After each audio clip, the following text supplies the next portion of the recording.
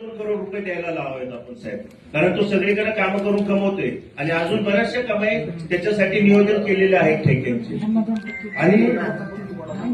आणि हे जे तुम्ही मगाशी सांगितलं काटकोणा नाला केलेला आहे, काय केलेलं आहे प्रभागात, माझ्याकडे आता कमीत कमी 20-25 जागे अशाच प्रकारचे केले. हे कुणी केलं तर ते जे पूर्वीचे अधिकारी होते ना, तर ह्यांच्यावर पण कारवाई झाली पाहिजे साहेब, कारण ह्यांनी कधी शहराला आपलं घर समजलंच नाहीये.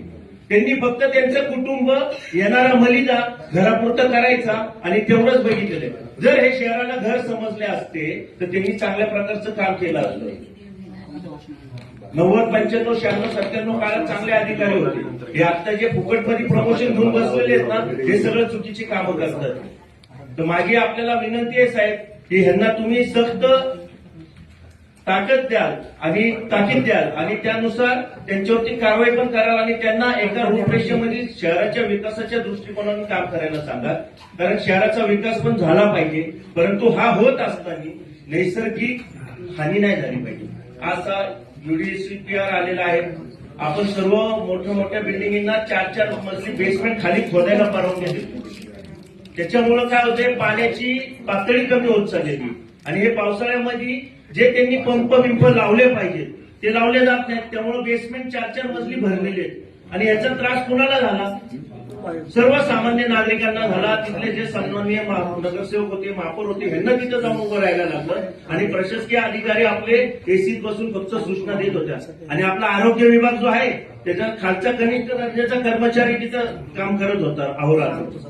मग हे कुणामुळे घडते? तर ह्या लोकांना दोषी करून तुम्ही यांच्यावर कारवाई करून शिस्त लावणं गरजेचं आहे साहेब. आता माझ्या इथं पुन्हा जी बिल्डिंग आहे कोहिनूर शंगरीला, त्याची भिंत आम्ही तोडली. त्याच्यानंतर सुजित पाटील यांची भिंत तोडली. अख्खा नाला बुजवलाय. गोयल बिल्डरची जी आहे त्यांची भिंत तोडली. एम्पायर इस्टेट सारखा मोठा प्रकल्प आपल्या शहरामध्ये झालेला आहे. त्यांनी तर पूर्वी लोकांना प्लॅन दाखवताना मधनं रस्ता आहे म्हटला आणि नंतर तिथनं ब्रिज गेला.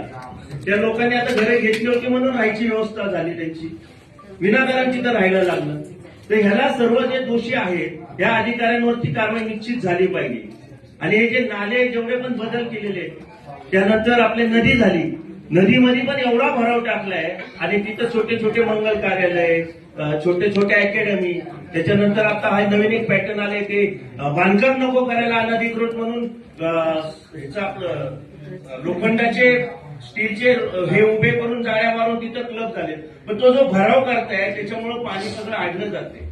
तर या सर्व प्रकारच्या डिपार्टमेंटकडे आपल्याला बघणं गरजेचं आहे साहेब. आणि आमची कळकळून विनंती आहे, आज आता आपण राज्यात देवेंद्रजींचं सरकार आहे, देशात मोदीजींचे, त्यांच्या नेतृत्वाखाली एवढे चांगले प्रकल्प आहेत, ते चांगली कामं होतात. ते मग पिंपरी चिंचवड मध्येच का होत नाहीये? पिंपरी चिंचवडलाच काय असं ग्रहण लागलेलं आहे की बाबा चुकीची कामं होतात आणि त्याच्यातून अपघात होतात? हा अपघात झालाय, हा आपल्याला एक शोकांतिका आहे, परंतु ह्या अपघातापासून आपण काहीतरी शिकलं पाहिजे.